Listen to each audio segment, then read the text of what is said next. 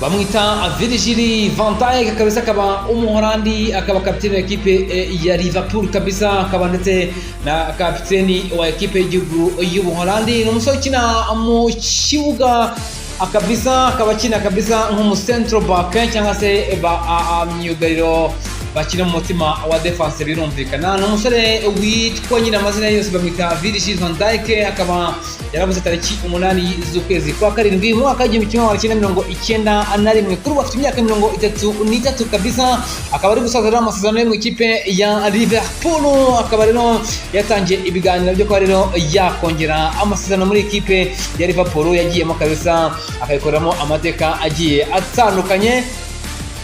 Urebe mugabo apima metero 1.95 akaba rwose kuri ubu ngubu yakina ikipe ya Liverpool birumvikana.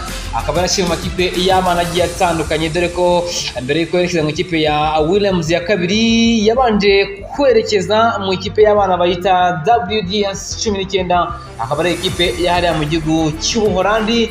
Uyu musore rero akaba yaratandukanye na papa wiwe, cyangwa se papa akaba yaragiye rwose afite imyaka igera kuri 11, asigarana nyine ni wabo birumvikana. Atangira mu ikipe y'abana, yatangiye akinira ku muhanda, atangira akinira ekipe y'abana kabisa, agatekereza nyine mu ikipe y'abana bita WDS 19 kabisa, aza kuba ayerekezamo, aza kuba agenda nyine ayikinamo bitandukanye, dore ko yakinagamo nyine adahembwa, nta kontra yari afite, ayikinagamo nyine nk'umuntu nyine uri kugenda ashakisha ngo arebe ko yazazamuka.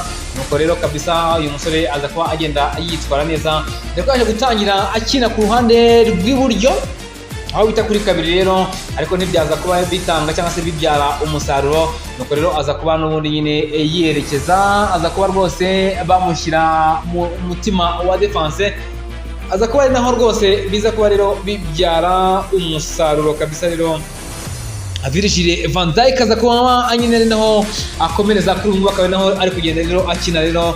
Ubwo rero nyine aza kuba akina ikipe y'abana ya Williams ya kabiri, aza kuba akinira kandi ikipe y'abana ya Groningen kabisa mu mwaka wa 2011.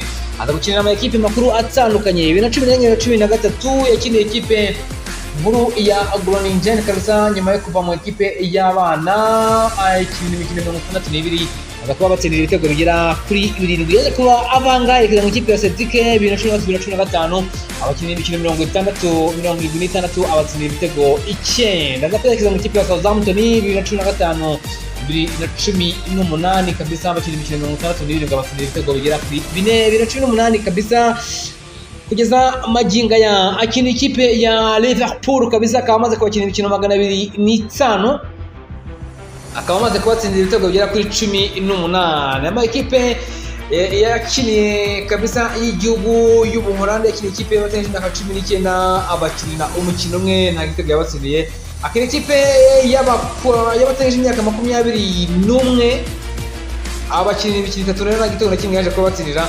Akina ikipe y'abakuru kuva mu mwaka wa 2015 kugeza magingo yanga kabisa 2024, yabakina imikino 77, amaze kuba abatsindira ibitego bigera ku 9 kabisa. Virgil van Dijk umusore kabisa witwara neza kandi umusore w'umuhanga ukina ikipe ya Liverpool.